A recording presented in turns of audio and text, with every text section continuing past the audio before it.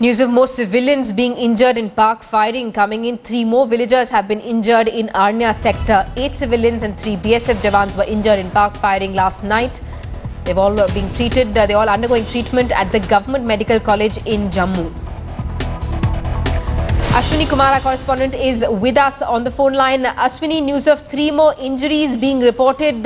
Were these people injured in the Pak shelling that took place on a school? Yes, Simi, 3 children were injured. One Neha lady, she was in the town, Arnya town, and she was hit by the Pakistani shell splinters. And the 2 children were injured in the Pindi village. It is near the international border, Pindi and Pittal post, and they were injured. They were shifted to the Government Medical College for the treatment, and continuously since last night again, Pakistan is shelling and firing on the Indian post and civilian area. Now they are targeting the civilian area. This area, the town is a very far-flung area from the international border, and now they are firing on civilian areas. And since last night, around 12 civilians were injured, including 3 BSF personnel, and there is no death till now. And total deaths for the last 3-4 days, it is 8 dead and around 80 to 85 people are injured. Yeah. These are fresh pictures we're getting you from Jammu. The BSF also retaliating with the heavy fire. Ashwini, the trend we're seeing now is that earlier Pakistan would fire at Indian posts only at night, but now the attacks continuing through the day as well. Yes, today's strategy of the Pakistan shows that their target is not BSF post, because it is just they can't fight with the BSF people. The retaliation, how the retaliation given by the BSF soldiers, and no, they have started targeting the civilian areas. So that means they want to create more problem here, and the government of India and at least government of Pakistan, they have to discuss these issues. That can be one of the tactics of the Pakistanis, that they should target the civilian areas, and the government will be forced to talk to the Pakistan. So these are the areas where Pakistanis are targeting, and most of them are just shelling and firing is continuously in Sabah sector and the Arnya sector at this moment, and the intermittent firing is going on in the other sectors also, because of shelling and firing from the Pakistani side. Ashwini, thanks so much for that update. Pakistani Rangers now targeting civilian areas with 82 mortar shells, leading to more injuries on the Indian side. Fire is being reported from almost all sectors. BSF jawans also targeting Pakistani posts along the international border. Let's get a word from defence expert Uday Bhaskar, who's with us on the phone line from the national capital. Mr. Bhaskar, thanks so much for speaking to Headlines today. How do you respond to these developments on the ground?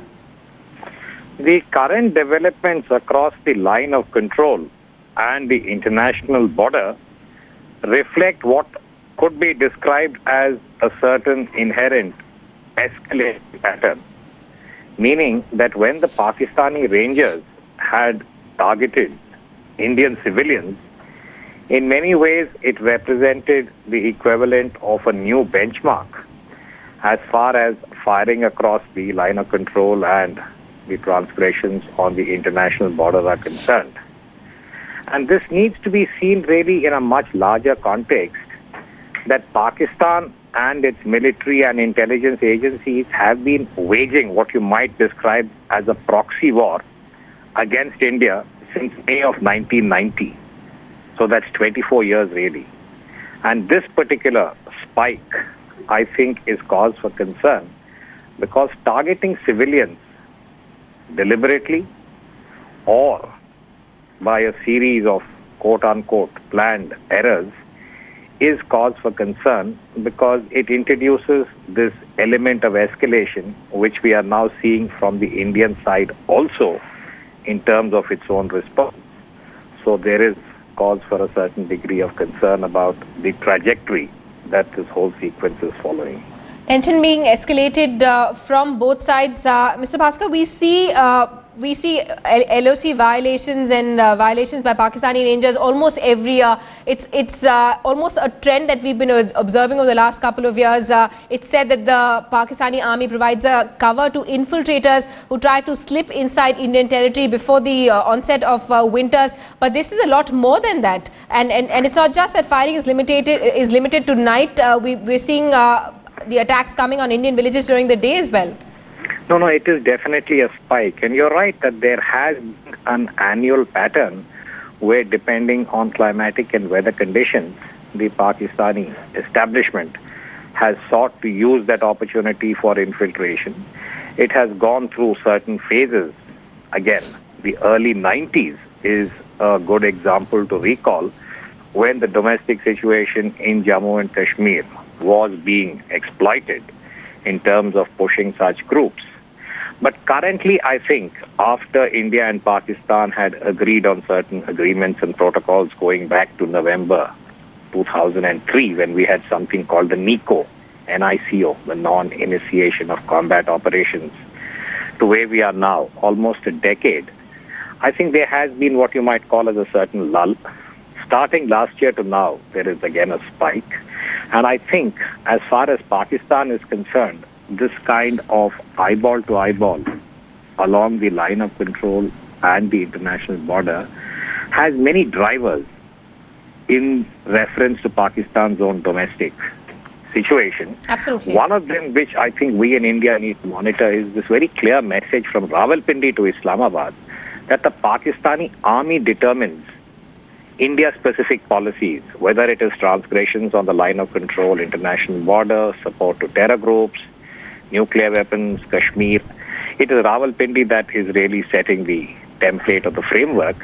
And Rawalpindi's links with Muridke, I think in the long term, in the course of the next 6 months, when we look at Afghanistan, we look at the IS in Syria, Iraq, we look at political developments in Pakistan, the linkage between the Pakistani army and Muridke as headquarters of the non-state entities, Lashkar, Jaish and so on, that could pose a fairly, I would say, complex security challenge as far as India is concerned, and its overall impact as far as India's internal security. You know, when I spoke about the proxy war, right, this proxy war has an external dimension which seamlessly moves into the security fabric of India. So these are issues I think that we need to be cognizant of. And Mr. Bhaskar, you know, the timing of this escalation is also important, coming against the backdrop of Nawaz Sharif raising the Kashmir issue at the UN General Assembly as well. Yeah, that's one factor. And also I would relate it to the Indian situation, meaning that we have Prime Minister Modi, who's taken over a few months ago, and the message that he had conveyed that we would be very firm in dealing with any kind of challenge to national security. So this is an interesting kind of political development, I think, from the Indian side also, which is that we are now exuding a certain firmness of response at the tactical level, while keeping the diplomatic, political, and even the economic windows of engagement open. So there is this attempt, if I could use the analogy of the sailor, that we are rowing the boat on one side, saying that, yes, we are willing to engage politically, diplomatically, economically, but we are holding water on the other side, which is if Pakistan engages in any provocation as far as IB and LOC is concerned. You can see the Indian response now is more robust in certain areas, more emphatic than what the Pakistanis are able to inflict on India.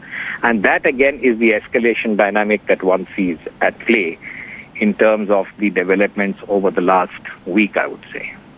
Right, and Mr. Bhaskar, as far as the response of the Indian government is concerned, do you see this as a natural progression to what we were seeing in the run-up to the Lok Sabha elections, when war rhetoric had occupied a lot of space?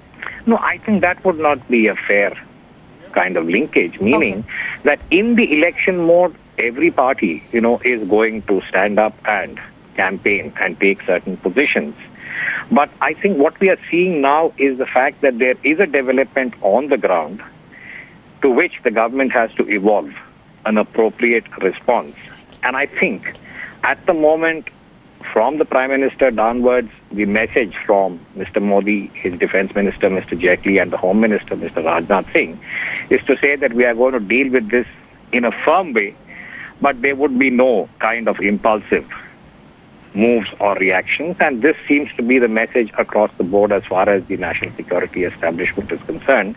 But there is an inherent challenge there, which is that to what degree will this be allowed to escalate? What are the political and diplomatic initiatives that the government of India can really pursue, knowing fully well that there is a disjunction in Pakistan, because Prime Minister Nawaz Sharif has his own political compulsions. So I think this is the tension that we are now seeing play out. And I don't think this government has in any way used this to stoke any sentiment, which would be seen as either unnecessary or unwarranted. All right, Mr. Devaskar, thanks so much for speaking to Headlines today. Defense experts saying that politically the build-up quite crucial for governments on both sides of the border. These are pictures that we're getting you from Arespura, where the BSF has been engaged in retaliatory fire. Villagers being forced to flee. Indian forces retaliating after Pakistani forces stooped to a new low, targeting civilian areas with 82 mm mortar fire. We continue tracking developments in Jammu and Kashmir.